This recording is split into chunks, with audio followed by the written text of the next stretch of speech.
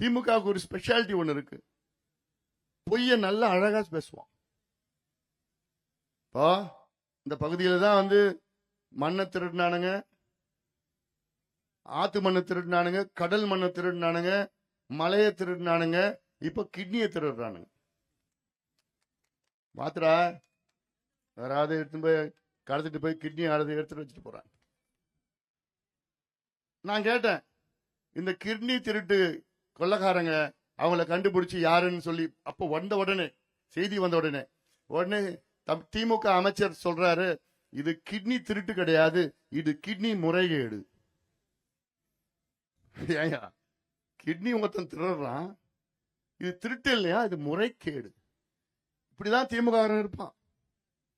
உங்களை திசை திருப்பி, உங்களை குழப்பி, உங்களுக்கு அப்படியே அதாவது என்னென்னமோ அந்த காலத்துல இருந்து வசனம் பேசுவான். தமிழ் எங்கள் உயிர் மூச்சு, அந்த மூச்சு இந்த மூச்சு. ஆனா கேவலம் தமிழ்நாட்டில் மட்டும் தமிழ் படிக்காமலே நீங்க பட்டம் வாங்கலாம். வெக்கக்கேடு, இதெல்லாம் நம்ம வெக்கப்படணும். இந்தியாவில் 29 பெரிய மாநிலங்கள் இருக்கிறது. இந்த 29 பெரிய மாநிலங்களில் இன்னும் சொல்ல போனா இந்தியாவில் எல்லா மாநிலத்திலையும் அவங்க தாய்மொழி படிக்காம பட்டம் வாங்க முடியாது. ஒரே ஒரு மாநிலத்தை தவிர. எந்த மாநிலம் தெரியுமாம்மா? நம்ம ஊர் கேரளாவில் மலையாளம் படிக்காம பட்டம் வாங்க முடியாது, டிகிரி வாங்க முடியாது. கர்நாடகாவில் கன்னடம் படிக்காம டிகிரி வாங்க முடியாது. ஆந்திரா தெலுங்கானால தெலுங்கு பேசாம பட்டம் வாங்க முடியாது. ஒரிசாவில் ஒரியா பேசாம பட்டம் வாங்க முடியாது. மேற்கு வங்கத்தில் வங்க மொழியை பேசாம பட்டம் வாங்க முடியாது. மகாராஷ்டிராவில் மராத்தி பேசாம பட்டம் வாங்க முடியாது. மற்ற மாநிலங்கள்லாம் ஹிந்தி பேசுற மாநிலம். மத்திய பிரதேஷ், உத்தரப்பிரதேஷ், பீகார், எல்லாம் ராஜஸ்தான்ல ஹிந்தி பேசுவாங்க. அது அவங்க தாய்மொழி. அந்த தாய்மொழி படிக்காம பட்டம் வாங்க முடியாது. ஆனா இந்தியாவிலேயே ஒரே ஒரு மாநிலத்தில் மட்டும்தான் அந்த தாய்மொழி பேசாம பட்டம் வாங்க முடியும். அதுதான் பெருமைக்குரிய தமிழ்நாடு. இதுல 60 வருஷமா திமுக ஆண்டுட்டு வரா மாத்தி மாத்தி. ஆனா ஆட்சிக்கு வந்த காரணமே என்ன? தமிழை வச்சுதான் ஆட்சிக்கு வரான். 67க்கு முன்பு மொழி போர் நடத்தினாங்க. அப்ப ஆட்சிக்கு வந்து இன்னைக்கு தமிழை வச்சு ஆட்சிக்கு வந்த திமுக இன்னைக்கு தமிழ்நாட்டில் தமிழ் படிக்காமலே பட்டம் வாங்குறாங்க. அட்லீஸ்ட் குறைஞ்சது தமிழ் வந்து ஒரு கட்டாய பாடமாவது கொண்டு வராங்களா? தமிழ ஒரு கட்டாய பாடமாவது இருக்கா? அதுவும் கிடையாது. கேட்டா கோர்ட்ல கேஸ் இருக்கு. இவங்க தான் கேஸ் போட சொல்லியிருப்பாங்க. சரி, கேஸ் இருக்குது, அந்த கேஸ் ஏன் கொண்டு வரல? மறுபடியும் ஏன் கொண்டு வரல? அந்த கேஸ் நிலுவையில் இருக்கு, தூங்கிட்டு இருக்கு கோர்ட்ல. இவங்க போய் கேட்டாதானே அந்த கேஸ் எடுப்பாங்க. இப்ப என்னன்னா, கிட்னி திருட்டு நடந்தது. இந்த கிட்னி திருட்டு நடந்தது, யார் கிட்னி திருடுனான்னு பார்த்தா திமுக காரன். அதுவும் திமுகவை சார்ந்த எம்எல்ஏ. அவங்க மருத்துவக் கல்லூரி மருத்துவமனையில் இந்த கிட்னி திருட்டு நடக்குது. திமுக எம்எல்ஏ. இதுல சென்னை உயர்நீதிமன்றம் இதற்கு ஒரு விசாரணை நடத்தணும்னு ஒரு தீர்ப்பு கொடுக்கறாங்க. உடனே திமுக காரங்க அரசு என்ன பண்ணுது? உச்ச நீதிமன்றம் போகுது. எதுக்கு? கிட்னி ஒருத்தன் திருடுறான், அவனை ஜெயில போடாம உச்ச நீதிமன்றத்துக்கு மேல்முறையீடு போகுது திமுக. ஆனா தமிழ்நாட்டில் ஒரு கட்டாய பாடமா கொண்டு வரணும்னு ஒரு வழக்கு உச்ச நீதிமன்றத்திலயும் உயர் நீதிமன்றத்தில் தூங்கிட்டு இருக்கு. அந்த வழக்கு அதை கொண்டு வரதுக்கு துப்பு கிடையாது இவங்களுக்கு. அதை பத்தி கவலையும் கிடையாது. இதுதான் திமுக. எவ்வளவு சொல்லலாம் திமுக. ஒரு புத்தகம் போட்டிருக்கோம். இது ஒரு புத்தகம் போட்டிருக்கேன், விடியல் எங்கேன்னு ஒரு புத்தகம். இந்த புத்தகத்துல திமுக தேர்தலுக்கு முன்பு உங்களுக்கு கொடுத்த வாக்குறுதிகள், தேர்தல் நேரத்தில் தெரு வந்து பிரச்சாரம் பண்ணாங்கல்ல உங்ககிட்ட, எங்களுக்கு ஓட்டு போடுங்க, நாங்க நீட்டு தேர்வை ஒழிச்சிடுவோம், 100 நாள் வேலைவாய்ப்பு 150 நாளா கொடுப்போம், அது பண்ணுவோம், இது பண்ணுவோம், நகை கடன் ரத்து பண்ணுவோம். நம்ம எவ்வளவு பவுன் வச்ச? 5 பவுனா? ஏமாத்திட்டானுங்க. கல்வி கடன் ரத்து பண்ணுவோம், நகை கடன் ரத்து பண்ணுவோம், விவசாய கடன் ரத்து பண்ணுவோம். திமுக ஆட்சியை ரத்து பண்ணுங்க. செய்யற நேரம் வந்துடுச்சு. ஏன்னா சாதாரண ஏமாத்த கிடையாது. பொய் சொல்றதுல உங்களால அது பொய். திமுகவுடைய பொய்ய ஒரு புத்தகத்துல நான் நிரூபிச்சிருக்கிறேன். ஒரு ஆவணம் கடந்த மாதம் நான் போட்டிருக்கேன், இந்த புத்தகத்தை போட்டிருக்கேன். இந்த புத்தகத்துல பாத்தீங்கன்னா ஒரு உடைஞ்சு போன பாலம், ஒரு உடைஞ்சு போன பாலம் இந்த புத்தகத்துல இருக்கு. இந்த பாலம் கட்டி 3 மாசத்துல உடைஞ்சிடுச்சு. 3 மாசத்துல 16 கோடி கட்டினானு. இதுதான் திமுக. இதை கட்டினது யார் தெரியுமா? எத்திராஜிலு வஜ்ரவேலு என்கின்ற ஏவா வேலு, ஏமாத்திர வேலு சொல்றான் பார். எப்பறம் கரெக்டா எல்லாம் எல்லாம் ஏவா வேலுனா ஏமாத்திர வேலும். 10 ரூபா பாலாஜியா? சரிங்க, உனக்கு என்னமோ நான் என்னமோ காமெடி பேசி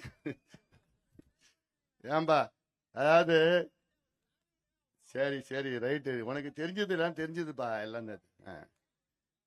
இந்த புத்தகம் 505 வாக்குறுதிகள் திமுக உங்களுக்கு கொடுத்தாங்க. அதுல எவ்வளவு தெரியுமா நிறைவேற்றிருக்கிறாங்க?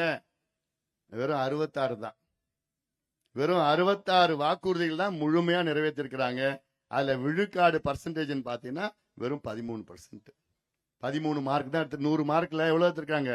13 மார்க் எடுத்திருக்கிறாங்க. 13 மார்க் எடுத்திருக்கிறாங்க. 100 மார்க்குக்கு பாஸ் மார்க் எவ்வளோ? 35. ஜஸ்ட் பாஸ் பண்ணது 35. ஆனா அது கூட கிடையாது. 13 மார்க் எடுத்து 13 மார்க் எடுத்தா என்ன ஆகும்? ஃபெயில் ஆயிடும் எக்ஸாம்ல. ஃபெயில். திமுக ஃபெயில் ஆயிடுச்சு. திமுக ஃபெயில் ஆயிடுச்சு. ஃபெயிலான கட்சி மறுபடியும் வரலாம், ஆட்சிக்கு வரலாமா? ஆட்சிக்கு கொண்டு வருவீங்களா? தகுதி இல்லை உங்களுக்கு, அவ்வளவுதான். ஃபெயில் ஆயிடுச்சு. ஃபெயில் ஆனா வீட்டுக்கு அனுப்பு, போ, வீட்டுக்கு போ. அடுத்தது நம்ம ஆட்சி தான். அது உறுதியா நடக்கும். அதனாலதான் நான் சொல்லிருக்கேன், தமிழக மக்கள் தயவு செய்து ஏமாறாதீங்க. பொய்ய சொன்னாங்கன்னா பொய்ய சொல்லிக்கிட்டே இருப்பாங்க. அதாவது கோயபிள்ஸ் பிரச்சாரம்னா என்ன தெரியுமா? கோயபிள்ஸ்னு ஒருத்தர் தான். அதாவது ஐரோப்பாவில் ஹிட்லர் கேள்விப்பட்டிருக்கீங்களா? ஹிட்லர் அவன் தான் பெரிய ஒரு ஒரு டிக்டேட்டர். எல்லாரையும் கொலை செய்வான் அவன். யூதர்களை இன அழிப்பு.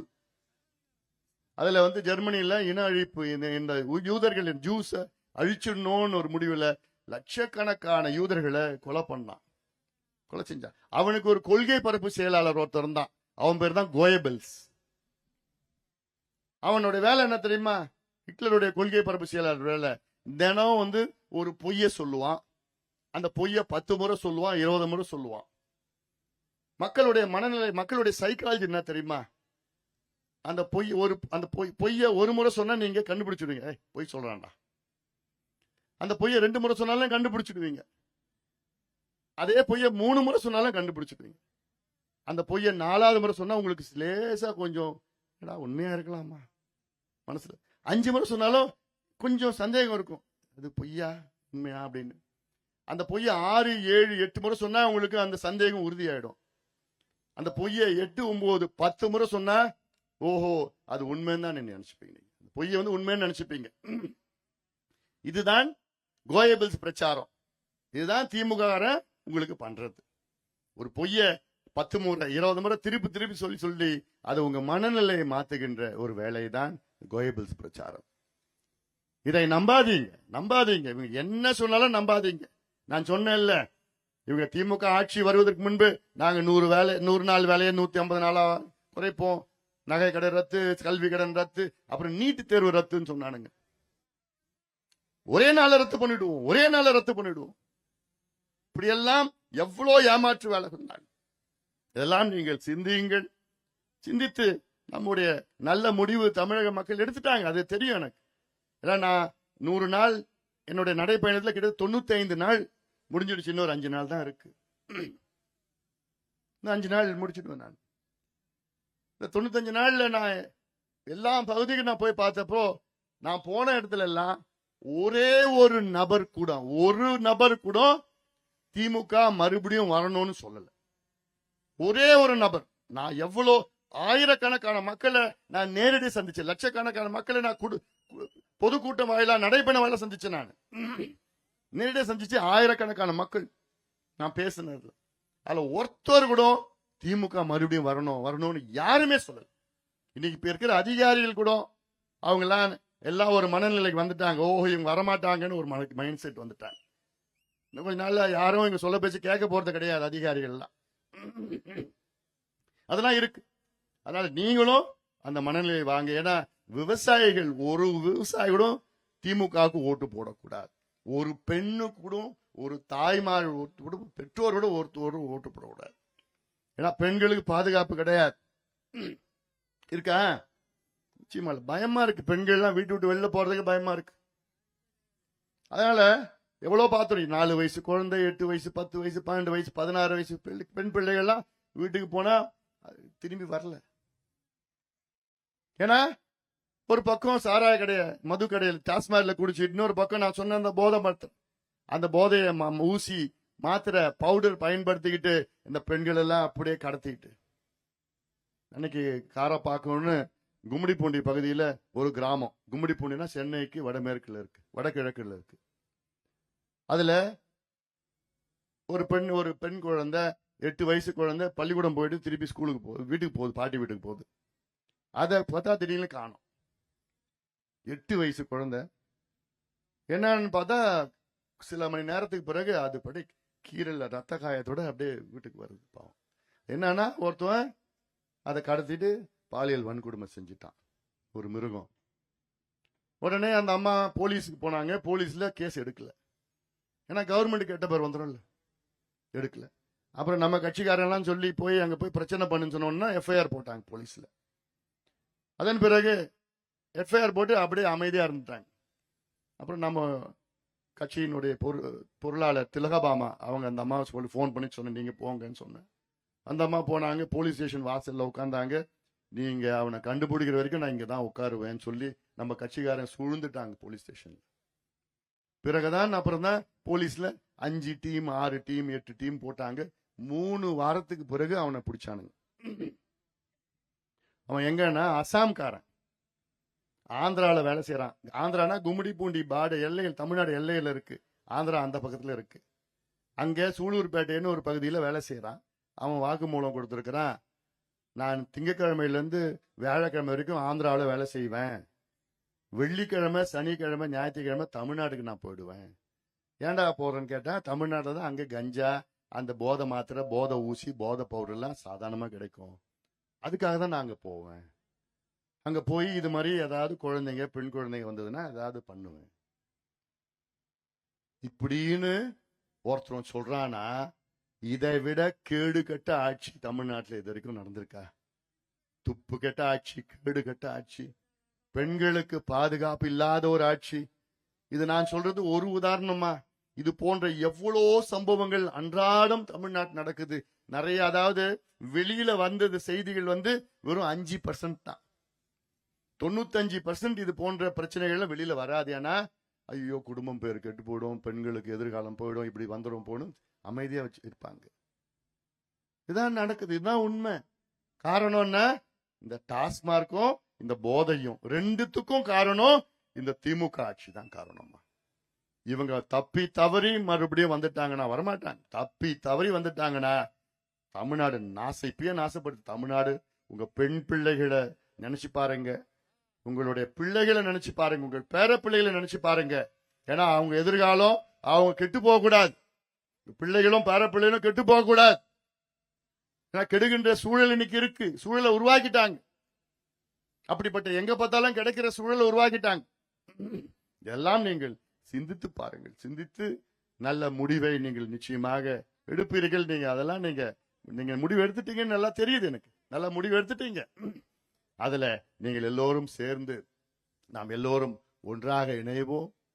நம்முடைய உரிமைகளை மீட்டெடுப்போம்.